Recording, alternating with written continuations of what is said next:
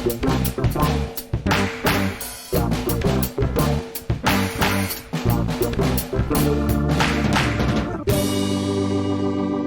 welcome to Star Wars Spelt Out. I'm your host, Josh Chapman, and today there's a new Star Wars movie that's out, and it's got people talking. So we thought, just before Christmas, a little present to all of you, all the listeners. We've got third or fourth time guest, our friend Tracy Gardner on. How you going, Tracy? Hey, how you going? Good. Now, I don't know if you know this, it's actually my birthday today. So you Oh, are no my way. birthday guest on the show. Oh my gosh, that's exciting. Happy birthday. Oh, Thank- you're a December birthday, but you're a Christmas birthday, so you get all Yeah. your presents combined. Yeah, it's it's not so traumatizing when you're my age. When you're like 10, it's a bit of a problem, but at the moment I it's kind cool. of I kind of like being a December birthday now that I'm an adult because it's like less fuss. Oh, look, Everyone's so busy.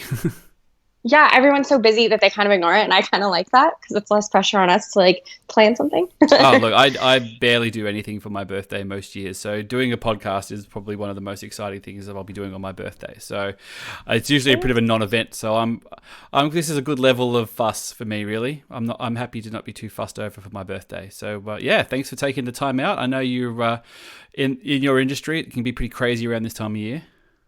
Oh yeah. Now, there was a big movie that came out last week, Rise of Skywalker. Are you just the one screening in? Yeah, so I haven't had a chance to go back. I'm definitely going to see it quite a few times though, because I absolutely loved it. But I think I'm going to do another screening this weekend, hopefully. Yep. Now, you did Midnight down at Docklands, is that right? Were you with Matt and Sean and Yeah. the Blue Banther boys? Were you in the same screening as them, or were you just at the same venue? Yeah, no, Matt is an absolute legend, actually. He bought us tickets. So all we had to do, because I was working a double at work, and he kind of saved the day. I wouldn't have been able to go because there's no way. I was just so busy at work. There's no way I could have gotten tickets. And I just got a message from him, and he's like, "Oh, I reserved tickets for you." And I was like, "What a legend. Such a good guy." So it's nice that you could just sort of, finish up your shift or whatever and just rock up and just walk in the new Star Wars movie, not without having to worry about everything. He did this weeks ahead of time. So it was just I didn't have to stress at all. I was so excited. So really, really cool thing of him to do. I haven't been to that Docklands cinema. That's a new one, isn't it? Has it got the recliners and stuff in that? Yeah, it's amazing. Every theater is just it's really comfortable. The bar and stuff is really, there's a little bar area we can get food and everything. So that's what we did. And the bar area is actually really cool. And yeah, it's a great theater, but don't ever get trapped onto that big Ferris wheel thing. I haven't been on the Melbourne Star or whatever it's called. Yeah, it's the Melbourne Star. Oh my gosh, it's the worst 40 minutes of your life. It's so boring, and it's basically just a view of Frankston. Oh, right. Did you do it before the movie, or have you just been on there on a random time? No, one of my clients thought it would be a good idea to trap our management team in that for a meeting, and it was the worst. I won't say who because they're a very big Australian company, but it was one of the worst experiences of my life. Oh God! Imagine you could just see how. Oh yeah, we could just see how bored and restless we were. We were all trying so hard to but it was it's so boring. There's no view. It moves really slow. I'm just why does that thing exist? It's it's a good thing that 40 minutes is really long. Imagine if you'd just gone to Star Wars, Rise of Skywalker, you're I got 20 minutes to kill. I'll just jump on, I'll do a quick ride on the Melbourne Star, and then all of a sudden you're stuck on this Ferris wheel knowing that the movie's about to start. You're just waiting for it to chug around. How I've got to get off this thing. Star Wars is about to start. Oh my God. No. Well, luckily you didn't do that. I haven't gone on it before. I didn't even go on the London Eye when I went in London. It just sort of was this is just the thing that tourists do. Yeah, you're not missing anything. No. Now, you have just let it drop. I don't have to ask you what you thought of it. You have dropped that you loved it, which is great. Great to hear. Did you expect to love it going in? Were you trepidatious? Were you kind of oh, I don't know how this is going to go. Oh, I'm a bit worried about this and this. I'm not really one of those people who hates a movie, if that makes sense. It's really rare for me. The only Star Wars movie that I have any sort of maybe lackluster feelings about is Solo, and I still like that movie. So yeah. I knew that I was never going to be one of the people that, even The Last Jedi, I didn't know how I felt about it when I left the first time, and then I saw it again and I loved it, and it's up there as one of my favorites. So no, not really.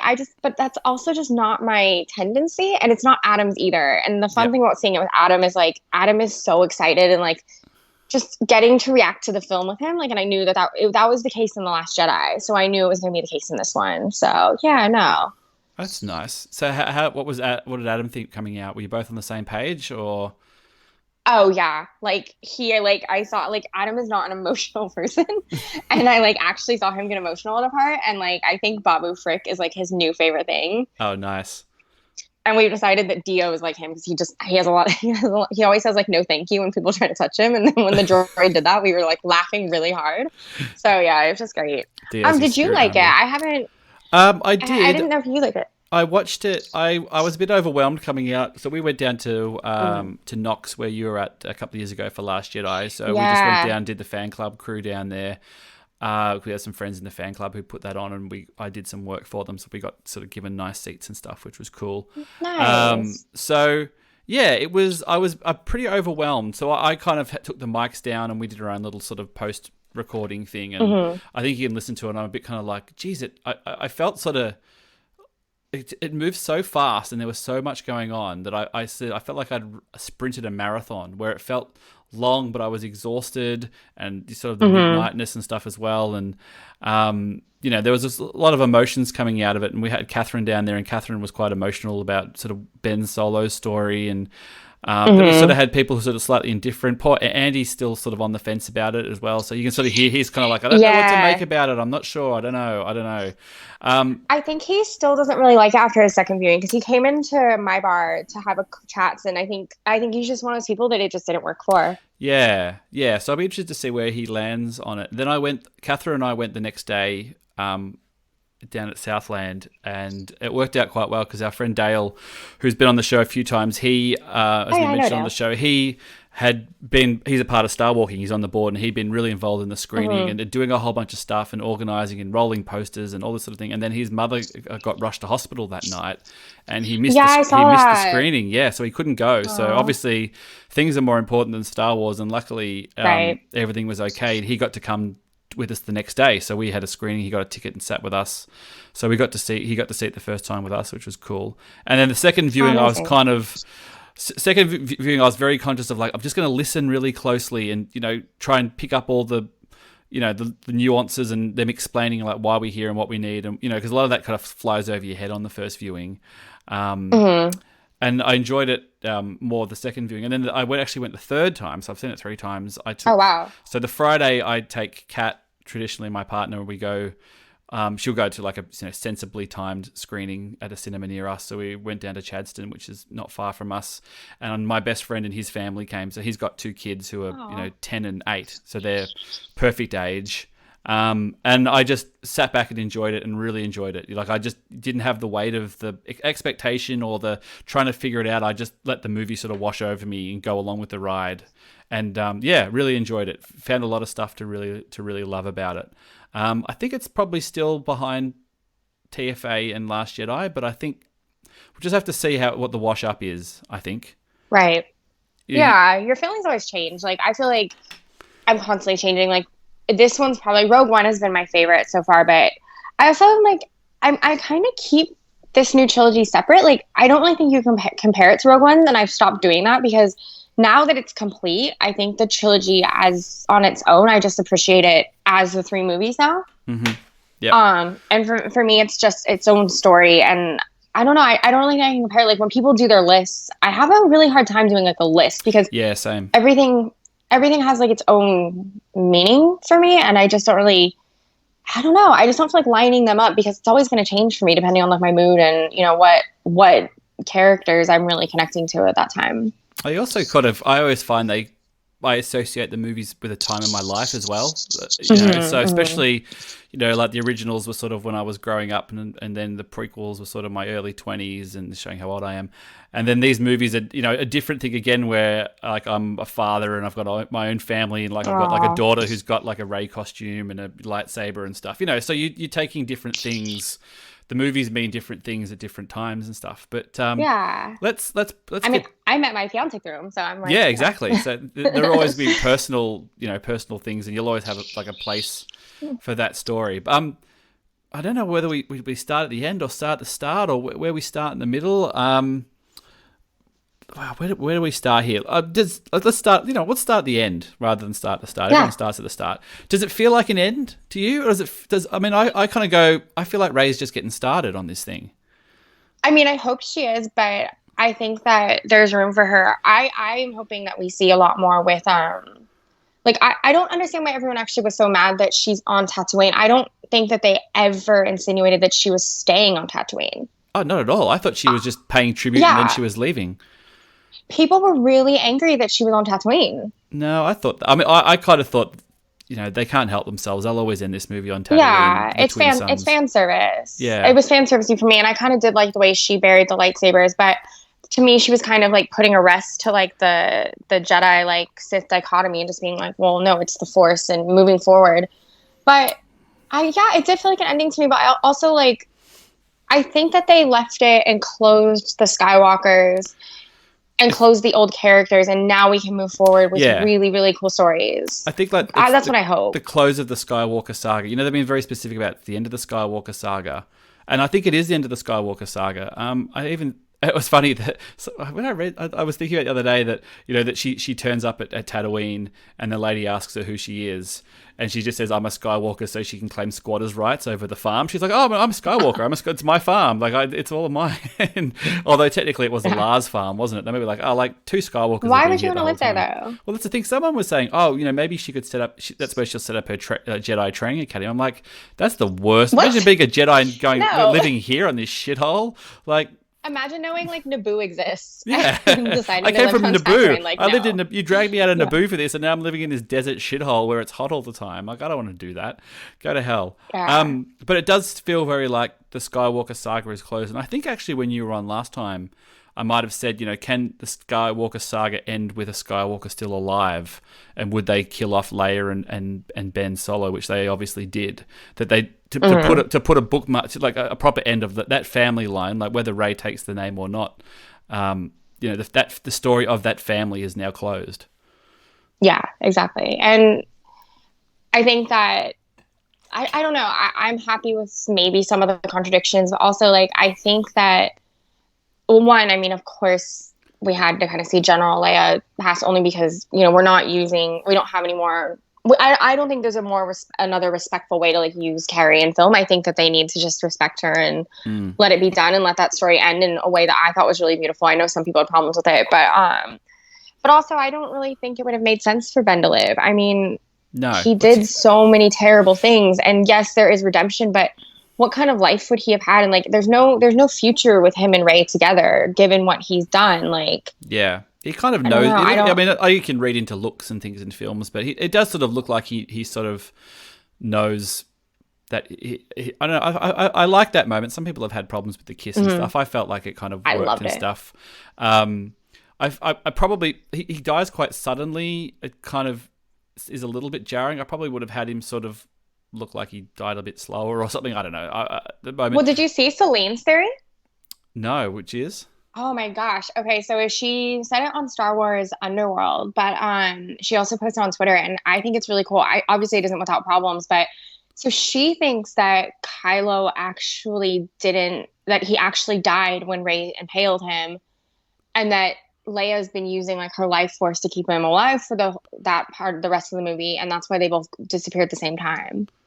Oh, and that's why he was able to talk to Han. Interesting. I'm just saying it's a cool theory. I thought that was really cool. I'm not I just think it's a fun fan theory, but also it kind of in my headcanon now explains why Ben was kind of gone the minute he was sort of redeemed. Because they do hint that Leia, because they had that moment where Leia's training and Luke says, she gave it away because she knew her son's death would be tied to. So maybe she's like, this is the moment, he's about to die. I've got to step in here and keep him going. Yeah, that's quite a good theory. I quite like that. What did you think of the flashback, the young Luke, young Leia training? Oh my gosh, I loved it.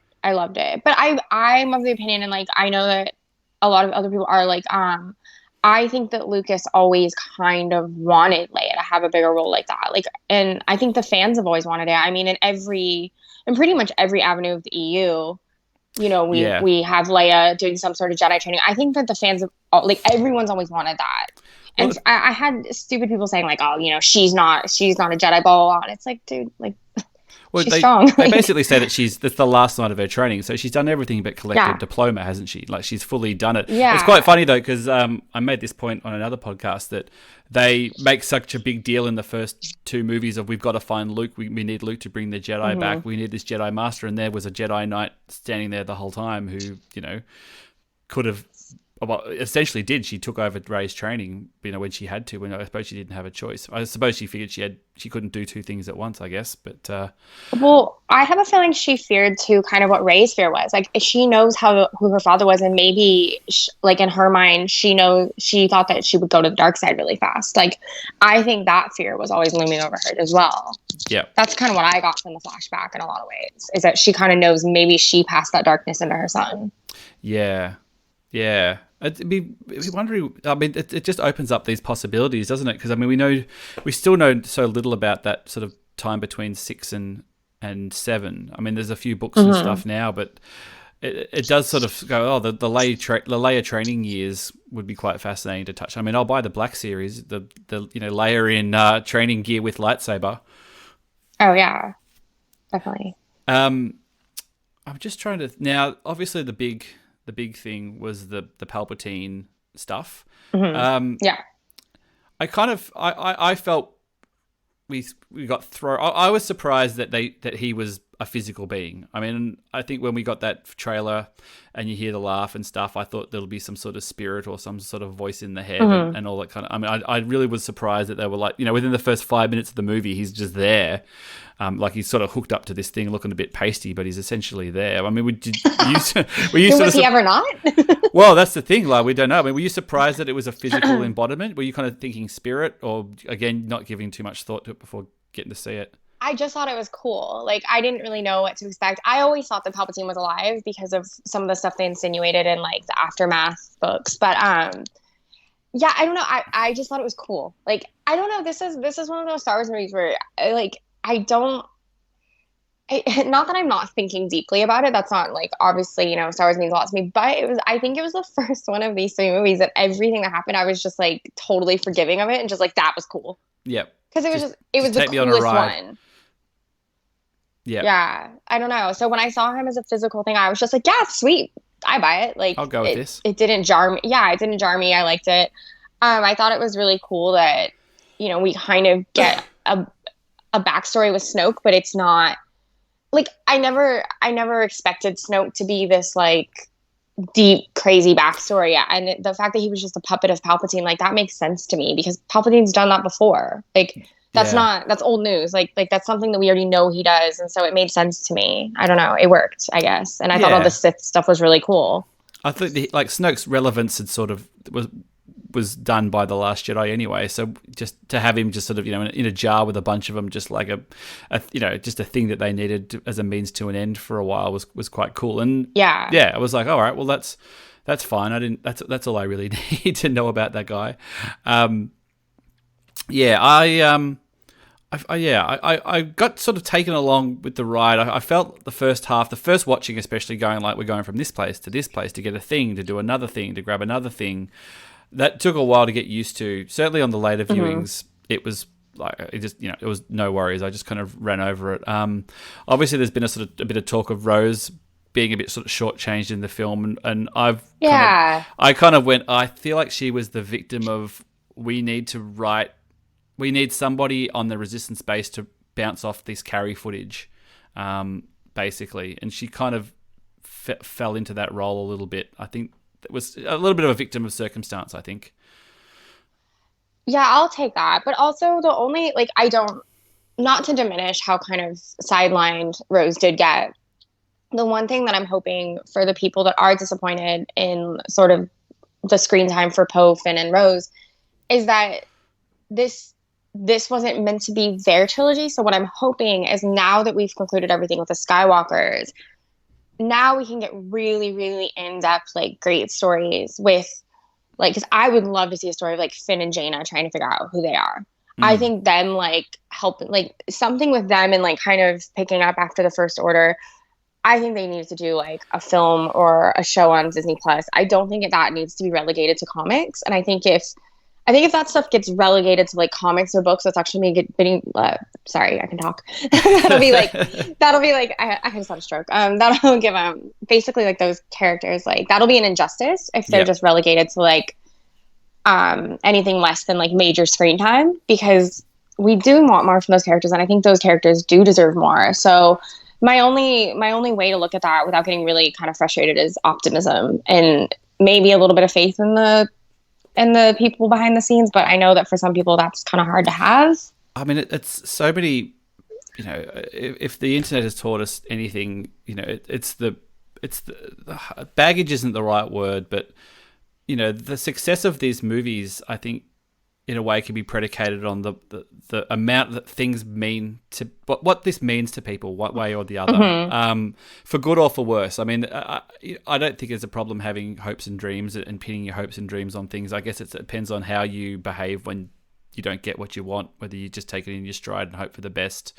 But at the same time, you know, it can be very personal, especially when it comes to stuff like representation and things like that, which people really, you know, people who've been shortchanged for so long want to see themselves represented better in these films and stuff. And Yeah, it can be really hard. It can be really hard on, you know, some people that I know who felt like they were shortchanged and stuff. And yeah, and I really feel bad for those people because, well, I mean, because I get it. Like it's hard when you don't, you know, it's hard when you never see yourself represented, but also it's not fair, and the rationale for it happening doesn't really make sense. Like, but yeah, I'm only hoping that the reason they were sidelined is because we're gonna get so much more, and that they wanted to kind of focus on the Skywalkers to give that a full ending, and then now we can move on. Yeah. It was funny that those, you know, in the press tour and stuff, there was a few questions to some of those characters, your Oscar Isaacs and John Boyegas, and people saying, "Oh, you know, would you do a Disney Plus?" And they're a bit like, "No, Disney Plus for me." But I think a lot of that is partially, you know, I've been doing these movies for years. I need a break. You know, I don't want to think about Star Wars for a bit. But also, hey, I can't tell you anything about what happens to my character one way or the other. If I say, yeah, get me down for some Disney Plus, it's a bit like, oh, so you do make it out of the movie in one piece, you know, especially in a final chapter where supposedly all bets are off. Although pretty much most people made it through. I think pretty much all the good guys made it. Well, Leia didn't make it through, but yeah, So the Palpatine thing, it took a bit of getting used to, but at the same time, it had the advantage of going, you know, we're so familiar with the character, you don't really need to explain anything about him. You just know, you know, he can just jump in and be bad, and you're like, oh, he's bad, you know. So yeah, and that worked for me. I don't know. I feel like, and he's always kind of been like, he's been the bad guy from the Phantom Menace, and he's been this, you know, Phantom Menace. But yeah, he's been this person behind the scenes for so long that for me it worked. Because I don't know. Like, I keep saying this to people who like come into my work and just like want to like bitch to me about the movies. I'm sorry. I hope I can swear. Go but, for like it. people who just want to like complain, I guess. Like I've had people come in and be really, really negative about like the continuity and like this doesn't make sense. That doesn't make sense when they repeated this and they repeated that. And it's like Star Wars has always done that though. Like we went from A New Hope to Return of the Jedi, and those two movies mirrored each other so much. And they have almost like identical like dogfight scenes and like they're fighting the same thing. And if that's a problem for you, then like maybe you just don't like Star Wars as much as you think you do, because I'm hearing a lot of complaining about things in this new trilogy and this new like saga and this new trilogy that have always happened in Star Wars. And it's kind of like, where have you been? Like, I don't know. I think some people have really unfair expectations, and they're moving the goalpost on something and expecting things in these films that just aren't part of Star Wars. Well, if that makes sense. What do you want? It's funny. Like I can understand. Like I try to separate. You know, people stuff like representation is a different thing to going, I want something to happen a certain way. Or I want to see things. Like I feel like of course you have to sort of separate the two. And when especially when you're breaking down a movie that's just come out and stuff. But the thing that I've noticed that's really strange is that, at least for sort of opinions on the film, we touched on it sort of slightly earlier. The Last Jedi obviously was slightly divisive. Well, slightly divisive, but there were, the ammunition, a lot of it for why people didn't like it in some respects was sort of terrible reasons. Some people just didn't jive with the movie for whatever reason. It's been really hard. I haven't really found a way to pigeonhole people, which is probably a good thing, of the people who didn't like it. There's no sort of these particular group of fans, or this age, or this gender, or the people who liked this one before. It's really random. Some I've people who I sort of interact with. Some of them are really up for it. Some of them are kind of uninterested. Some people don't like it at all. But there's no real I can. The reasons are the same for these people, the group of people. I couldn't predict it. If I had to write down, if they said to me, write down the friends that you think, or the people who you think won't like the movie, I couldn't do it. I wouldn't be able to predict it. It's just really random. It's a total taste thing. Yeah, it's divisive in a different way. I think the only thing that I was a little bit disheartened by, and I've been pretty vocal about this, is that we walked out kind of feeling like, oh my gosh, this is amazing. And had it been people just saying, oh, I didn't really like it, because that happened with The Last Jedi, and people were just so negative. But this felt like a different kind of negativity. This felt, at least on my timeline, from a lot of the people that saw it at the same time, it was a little bit more of a judgment of I got onto Twitter and Facebook and stuff, to some of the people that I just know from afar, and a lot of the commentary was if you thought this was okay, almost insinuating you're not a feminist, or you don't understand women, or you don't understand good storytelling. And it was just so accusatory from the people who were always saying not to behave that way. Yeah. That it was very frustrating, and it was so many fingers pointed of oh, if you don't like this, you just clearly don't understand narrative. And it's well, no, I'm sorry, it's Star Wars.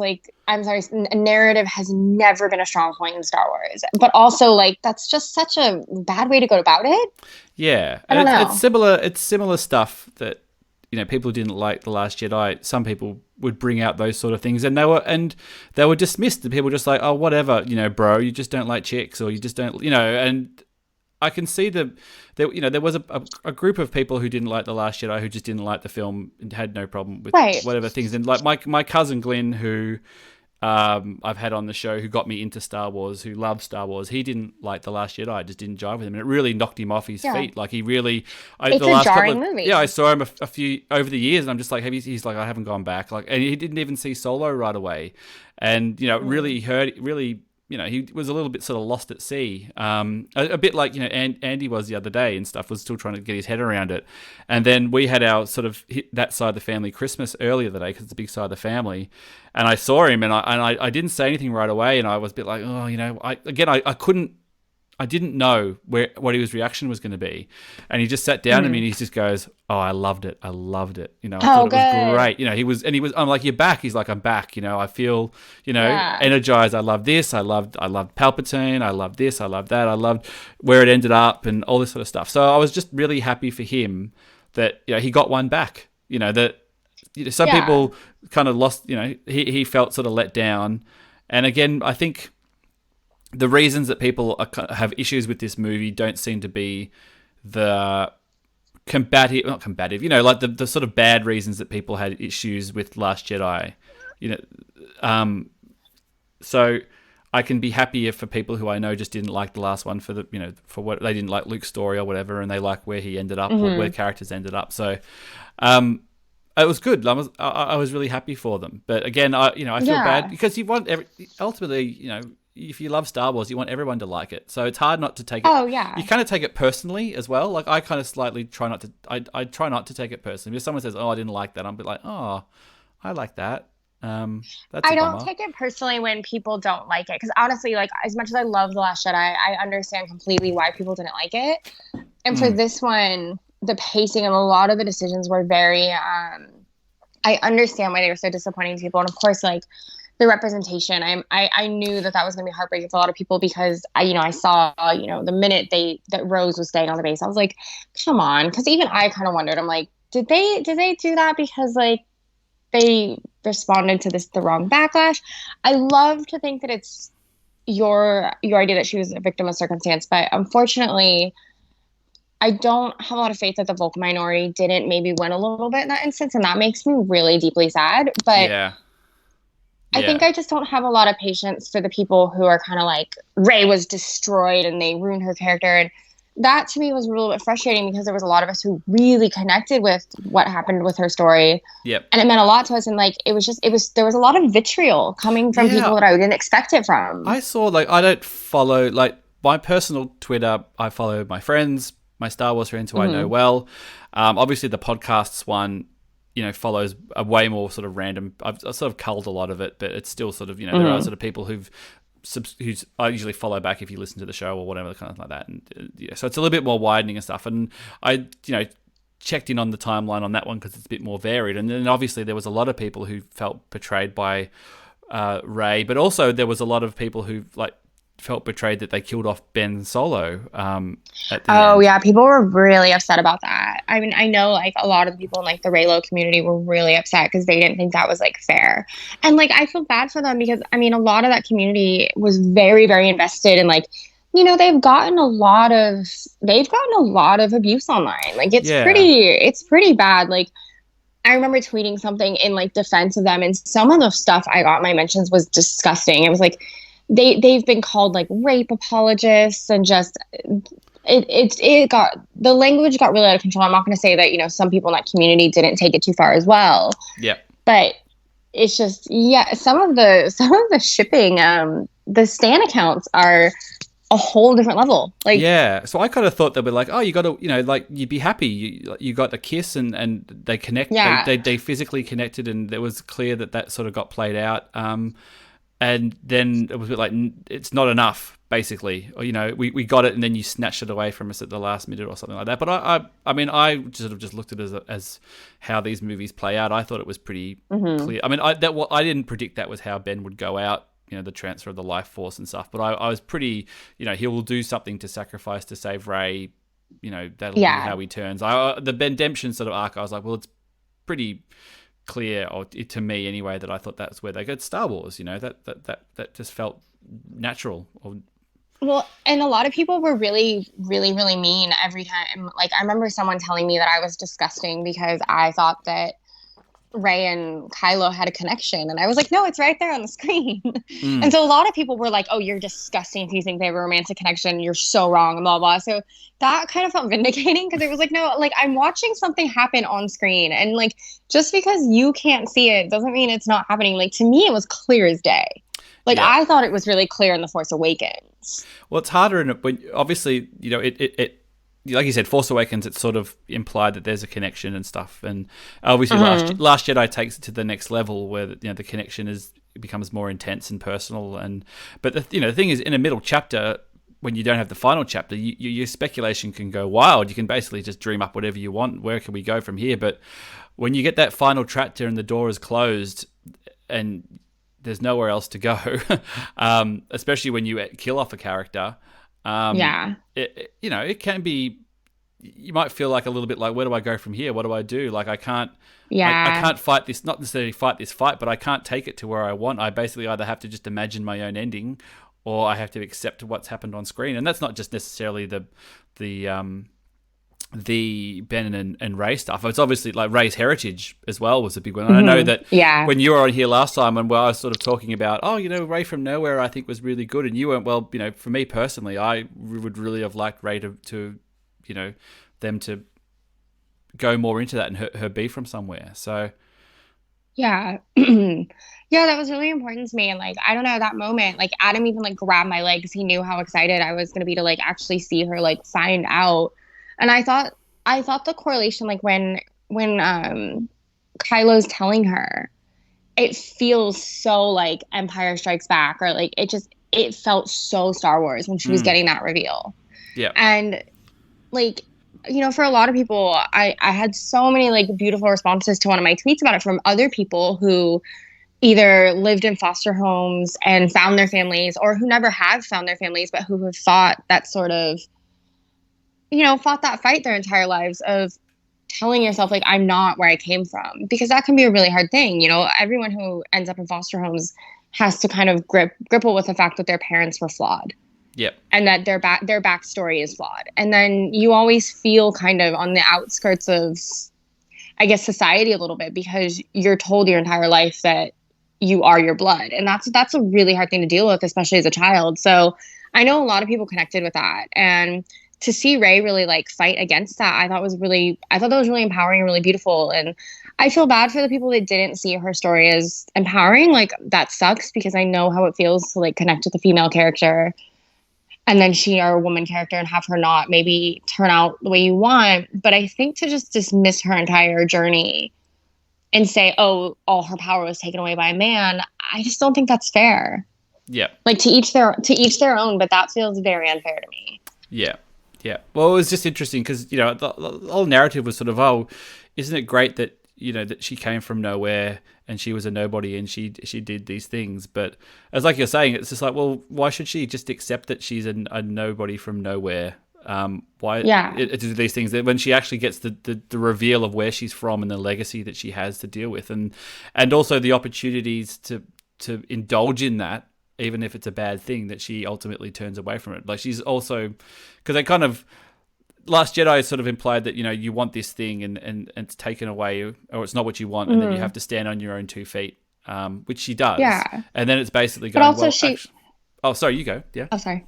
Oh, no, sorry. I was just going to say that I think it's really beautiful that she also finds out that her parents aren't bad people. She's told the entire first 2 movies that her parents are bad people, or like they're never coming back. And for her, she assumes the reason they're never coming back is because they abandoned her, and that's not true. And so for her to get to find out that that wasn't true, I think was really, really meaningful, because that's something a lot of people can, relate to. Like, to find out, oh my gosh, like they tried really hard. Yeah, and it was a circumstance. But also that her father was also, related to the worst guy in the universe, but ultimately was a good person who saved her as well. Like, it wasn't sort of like she's told that she has this legacy, that she's got to live up to this legacy, and you're the one to do it. And she's like, well, actually, I just found out that my father was a decent person and he came directly from you as well, so I don't need to play your stupid game. Yeah, I hope eventually that resonates with more people, because I thought that was one of the more beautiful decisions that this trilogy made, and I thought that was incredible. And it really lines up with some of the stuff from TFA as well, where like, she's even being told by Maz, like, they're never coming back. And you just see Rey's face and she's just devastated, because like that's such a terrible thing to be told. Like, I can't, like, I can actually imagine, and I still like feel that pain in that scene. And to have that come to a resolution where Rey finds out that she wasn't abandoned on, like they were trying to save her. And like, I think that that's really meaningful. So hopefully that sinks in better for people eventually. But I think for some people, it's just never going to be what they wanted for that character. And that's fine too. Yeah. Yeah. I mean, I have sort of read stuff going, oh, well, if you were going to give her a legacy, why not just make her a Skywalker and be done with it straight away? But I kind of gone that it makes more sense. Like you're saying, that her parents were a victim of circumstance. They had to leave her, and obviously related to Palpatine. Like, I just think it would have been a disservice if it had been Luke or Leia or Han or whoever who just decided to chuck her aside, that she was too much of a problem. Like, I feel like they would be the most capable people in the universe to solve a problem like a powerful daughter, for whatever reason. That, I mean, they didn't agree with their son. No, I know, but at the same time, just because you got one bad son, you're not like, well, I guess we buggered this up. Let's not bother trying again. Yeah, it would just seem weird, and it just would have contradicted the behaviors in the film and stuff as well. But yeah, the more I watch it, the more I think about it. I was quite happy. Like I said, I was quite happy with Rey from Nowhere. But it's quite interesting when you talk to somebody who has personal experiences and things and invested from personal stuff. You sort of get a different perspective on it. And again, it is what it is. So it's not. I don't kind of refuse it or deny it or go, I can't accept it at all. It's just a movie, and I'll go back, and when I go back and watch TFA and Last Jedi and stuff now, I'll sort of have that information. Just like, I go back and I watch all the other Star Wars movies knowing that Luke is Darth Vader's son now, I knew that all along. So it's different. It's different. I didn't see Empire Strikes Back not knowing that I wasn't old enough, so I knew that information Yeah. going ahead. And going forward, kids who watch it now will know the story and work their way backwards. Yeah, exactly. And I think that's cool that the sequel trilogy has brought in so many new young fans. I mean, it's refreshing to see like younger kids just really loving this saga. And I think that's actually frustrating for some people because how many times like I feel like if you had a drink every time someone says I've been a Star Wars fan for 42 years, it's like, okay, boomer. But like every time like someone says that online, like if you had a drink, you'd be just absolutely wasted and within 10 minutes, because that's everyone thinks like, well, I've been here, since the beginning. And it's like, okay, cool. Like that's great. But that doesn't give you any more entitlement than the people who are coming to it new. Like, I just don't have a lot of patience for that attitude. And yeah, no, I agree. I mean, I was just like, well, George Lucas has been a longer Star Wars fan than any of us. And, if you're going to go on that authority, then don't criticize George Lucas, because it's usually the people who, say that they've been here the longest, they have the authority to criticize. It's like, well, you feel like you can criticize the guy who's been in it the longest. And, he's there from the start. So what about Finn's story? So it was obviously very heavily implied that Finn is force sensitive at the end of this movie. Yeah, that's amazing. Which was a nice little twist. Now, John Boyega was on Twitter this morning, I saw, and somebody had asked him, like, when you were sinking in that sinking sand, were you trying to tell Rey that you were in love with her or something like that? And he just said, no, I was not. That was not what I was intending to say. So I think it is sort of clear that he was going to tell her that he can feel the force to some degree. Nice little twist. Nice little bow on Finn's story. Yeah. That he and see, that's what I hope they explore that more. But I also hope, like, I thought him and Jaina's connection was one of the coolest parts of the movie. I thought her character was incredible. But I loved Finn's. I just want more from Finn. I love Finn throughout the whole trilogy. And I want a lot more from him and Poe. But have you seen oh, sorry to interrupt. Have you seen the visual dictionary thing with Lando that's just come out, saying that he had a daughter who was stolen by the First Order? So it's heavily implied in that Gianna is his daughter. At least in the visual dictionary. So I don't know. I mean, obviously there was that moment. I mean, I thought when she sat down and said, where are you from, General? And he was like, I can't remember the system. She said, I didn't know. Or if she said the system, said, oh, I grew up in that system. Or I thought that they were going to kind of go there fully, but at least the visual dictionary heavily implies that there's more to it than that. But I like Jana too. I thought that was cool. I got slightly sort of annoyed that they sort of, I guess it was related to the Rose thing, where Rose kind of got sidelined. They brought in two, your Zori Bliss and your Janas to sort of pick up plot things. I'm like, oh, maybe you could have got Rose to do some of that stuff. But again, having an established character back at Resistance Base was important. And I liked Zori Bliss's character. I thought she was cool. I like Babu Frick. Were you down with the Babu Fricks? You said Adam was. Oh my gosh. Yeah, he's so cute.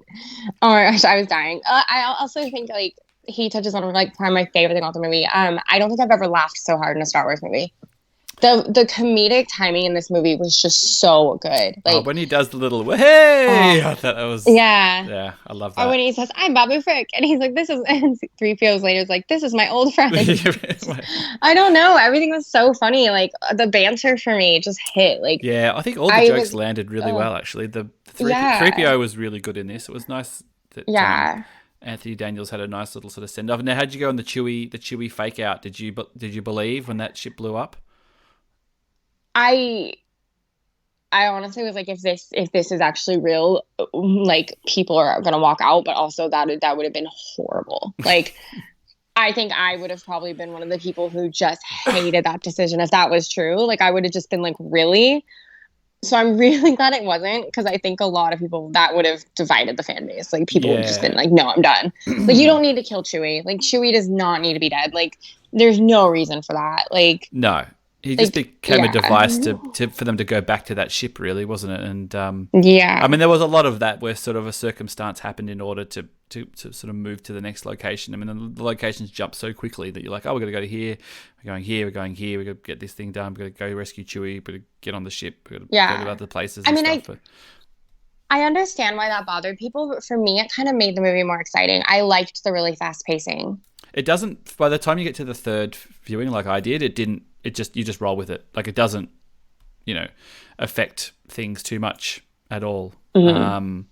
It's probably the pacing. I mean, the most of the pacing of the Force Awakens, the first half is quite quick as well, but I think Yeah, there's less very. characters. I think it's also the fact that you're going to a lot of places and you've got a lot of. I mean, there's always 4 or 5 of them every time you go somewhere, and then Mhm. Kylo sort of turns up, at the end of all these scenes at the end as well, where he's sort of on their tail and stuff. So I Yeah, think I there's a thought that bit of was that. exciting. I liked that. But also this film didn't have a weak act for me, whereas the other two have really weak acts for There's no sort me. of obvious toilet break moment, is there? Like, here's the moment to Yeah, go The to the Force toilet. Awakens for me, it's Rothgar's. Yep.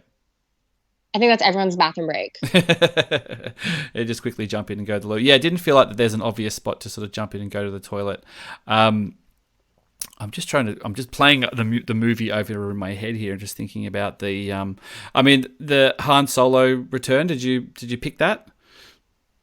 I did not see that coming at all, and I thought that was so cool. Like if you like everyone was you could hear everyone sniffing and like sobbing, Oh, but that I thought that moment, was so Adam cool. Driver just he I mean, they're all the acting in this trilogy is by far the best acting in any of the films. Yeah, But he definitely. is clearly streets ahead. That moment where he sort of breaks down and says "Dad," and Hmm. click Ben Solo's there. That was just amazing. That's a classic Star Wars moment, I think. Yeah, that was great, and I thought it was important that that happened too because I don't think his redemption would have meant as much if that moment hadn't happened because it is like it is hard because Kylo did some really bad Oh things. yeah, yeah, yeah. So you kind of needed to see him apologize for I think because I think if Ray would have just kind of kissed Kylo right at the end, that would have been a little bit cheap. Like that would have sucked. But the fact that you got to see him become Ben so fully, you kind of bought it. You're like, okay, you can tell that she knows that he's had this redemption moment. So the kiss makes sense. But I think if that hadn't been established, the kiss would have been a little bit kind of, ugh. Yeah, I'd be like, when did this happen? And when did you get good Yeah. all of a sudden? I mean, at the moment I really liked, which is hasn't really been talked about, is when he arrives at the temple and he sort of jumps down the hole and he lands on that Hmm. big sort of chain. He just goes, "Ow!" Like it was such a moment Yeah. where he's sort of human again. You know what I mean? Like he can feel Yeah. real. Like he hasn't just sort of internalizing his pain anymore and using it. He's basically just like, "Oh shit, things hurt. Like I can feel again." You know, like if I just do some jump, Yeah. I can. Yeah, I really like that. I was like, oh wow, that's a very humanizing moment for him. Yeah, I thought that was good. Like, I don't know. I thought the subtlety, and I don't know why I'm like in the minority in this because a lot of people have told me that they felt the opposite. But I thought there was a lot of like really good subtle moments, like some really good. And to be honest, J.J. Abrams has never really delivered on that for me, except for maybe in like some of like the Cloverfield movies, and even though he doesn't have that much involvement in them, Mm. but like I thought there was so many little subtle things Oh, that the were just acting. like that. Yeah, it was clear that Ben Solo was almost a different person, wasn't it? Like the acting, Hmm. just the nuances and the, yeah. I Yeah. mean, obviously he's sort of, he's dressed a little bit more swisher and he didn't look quite as intense and sweaty and stuff. But I think that's the credit to the Hmm. performance that it was clear that it was a redeemed character. It wasn't the same person. It was really Yeah. obvious, and it's kind of funny because you kind of go, well, you kind of do the opposite way when Anakin sort of turns. He's kind of got the red eyes and he's got a scowl, but he's always kind of scowly anyway. Like it's Yeah. it's a little, he's kind of gone from whiny, emo-y, and he's a little bit sort of more angry and stuff. And obviously, when he gets his legs chopped, he kind of loses his shit. And he's sort of saying he hates Obi-Wan. You can see that, but it was very clear that was like, yeah, Kylo Ren is this and Ben Solo was this. You kind of go, oh, like Ben Solo's kind of a cool dude. Yeah, Hayden Christensen's acting is the one thing that just rips me out of the prequels. Like I love the prequels for so many reasons, but his acting, I'll just never be okay with it. That and the lack of hair gel. Like I'm really glad that like I'm glad that in the sequel trilogy, like everyone has like styled hair. Because in the prequels, everyone's like the fluffy like Jedi hair with the braid. It Yeah, just lots too much it kills conditioner. I mean, me. not enough conditioner. Just shampoo, no conditioner, sort of thing. Yeah, and like no hair. Like I just don't understand. I'm like why did the Jedi all get like that really bad like Midwest cop flat top, but like just with a braid? Like whose decision was that? Like Oh, it was a different it time. was Did Yeah, you it's just how not did you good. feel about the sort of the Jedi voices? I was sure that they were going to Oh, all I loved turn it. up. I thought that they were all going to be sort of standing behind her. But Yeah, I me can see too. why they didn't. It might have been a little bit jarring, and maybe you can't get everyone anyway. But I did like all the voices and stuff. I thought that was quite cool. It was a I nice little really moment. like that. I want to see it again, and I really want to like pick out all the different voices because I heard some, but then a lot of people told me they heard other people, and I was like, oh, cool. So I really want to go back and like try to actually pick out all the voices. Yeah, there's a few more sort of deep cuts in there as well. I think, which are sort of beyond me. A few people are like, oh, it's that's so and so, and I'm like, oh wow, okay, that's good, good work. Yeah, yeah, I can't really hear like all of them. I didn't hear Anakin. I heard Anakin, I heard Qui Gon, I heard Obi I Wan, heard I heard Qui-Gon. Ahsoka. But then You heard? Oh, yeah, I didn't hear Ahsoka. yeah, she was in there. And then there's a list. I saw a list somewhere. There's definitely a list somewhere. Oh, okay. Which is quite yeah. But I mean, what a cool moment. But yeah, I was a bit surprised Yeah. that they restrained themselves, just given what we'd seen already. That they were like, oh, this is a moment just to pull back a little. But I guess at the same time, it's sort of about Rey. You know, like it might be cheapen her moment if it's like, oh no, all those Jedi did all the Yeah. work. You know, they were just there. So I was quite. I I was. kind of wish we would have had Hera. Like I was waiting. Like I was so positive that when all of when Mm, the like rebel light or the resistance shows up to kind of like they just come out of light speed and they just like are there and all those call signs start coming in. When you start hearing all the call signs, why couldn't we have gotten Hera? Like, yeah. that was such a perfect. Like they didn't have to show her, but that would have been such a perfect example. Just hear her voice and just like just have like General Syndulla or like Ghost or whatever. Like they could have just had one little reference to the way they did in Rogue One. And Yeah. like, why didn't they do that? There That would weren't have been a so easy. there weren't a lot of prequel references either. I thought they might have snuck a Padme in there somehow, just given the Palpatine connection. Maybe there was. I thought Hmm. maybe they could have R2 had a recording talking about Padme talking about Palpatine. You know, that was a way of bringing her in or getting some information about him or something. You know, I kind of thought that R2 would have a bigger role just because I was thought that he's the guy who's been there through the whole thing. He could have all the information and they'd be like, oh, Yeah. R2 the Palpatine, the Emperor actually was a senator from Naboo, and you could have gone back to Naboo or done something, or I don't know. But eventually, you can't cram everything into the movie, can you? Yeah. And you've got to just sort of keep it running, I suppose, for people. But oh, look, I'm just trying to go through other sort of classic moments and things, and I thought Lando was cool. Zoe Bliss was quite cool. She didn't have stacks to do, but cool costume. You're a cosplayer. Oh Does yeah. that'd be a lot of work involved in that one? Oh yeah. I don't really cosplay. Adam does, Oh but yes. that's yeah. I'm not really big into that, but he definitely is, and yeah, that would be a lot of work. But I really liked her character. And then what do you think about the fact that Poe hasn't always been a good guy? I thought that was pretty interesting.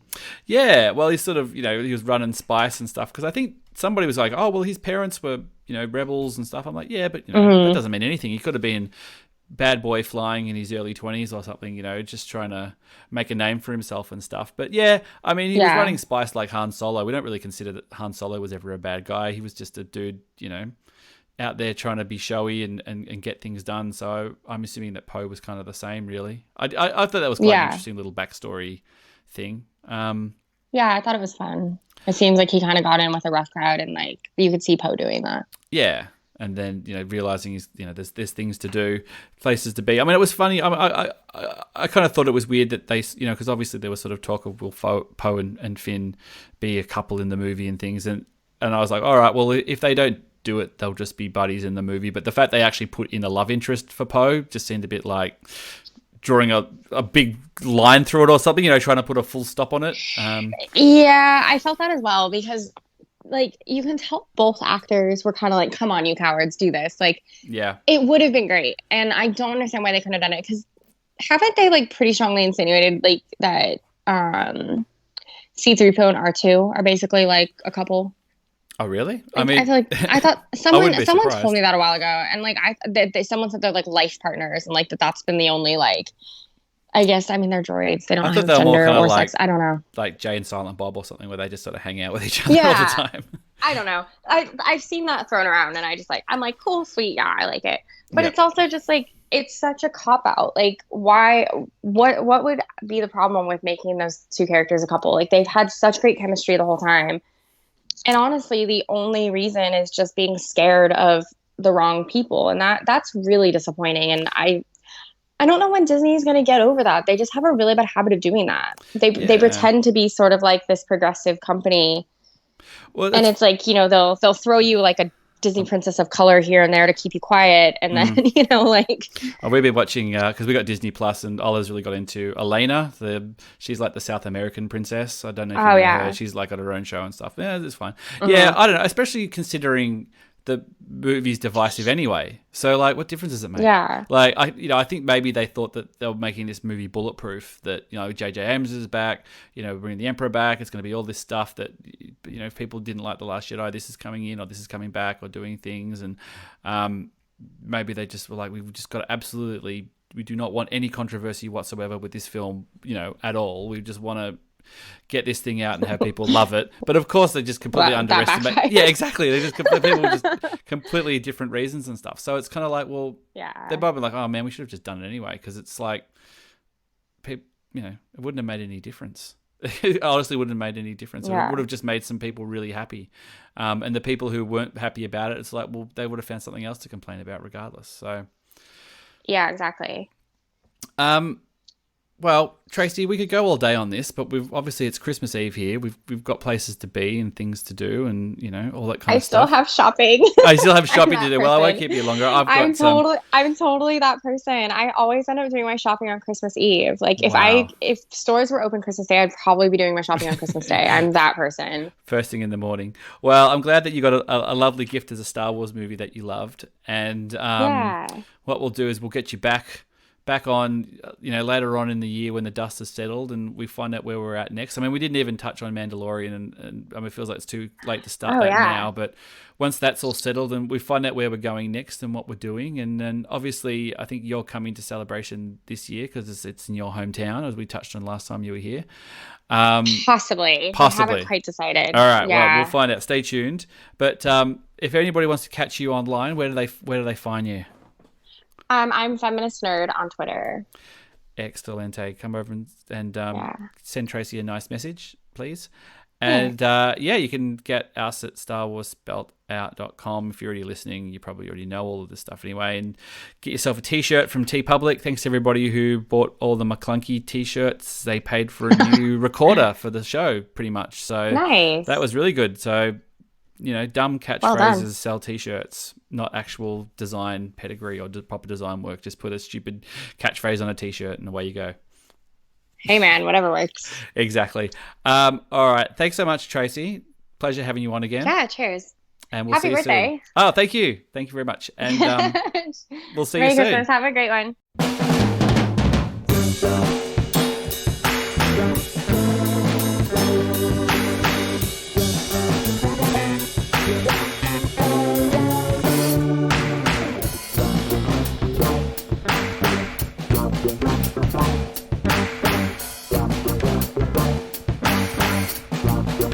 Thank you.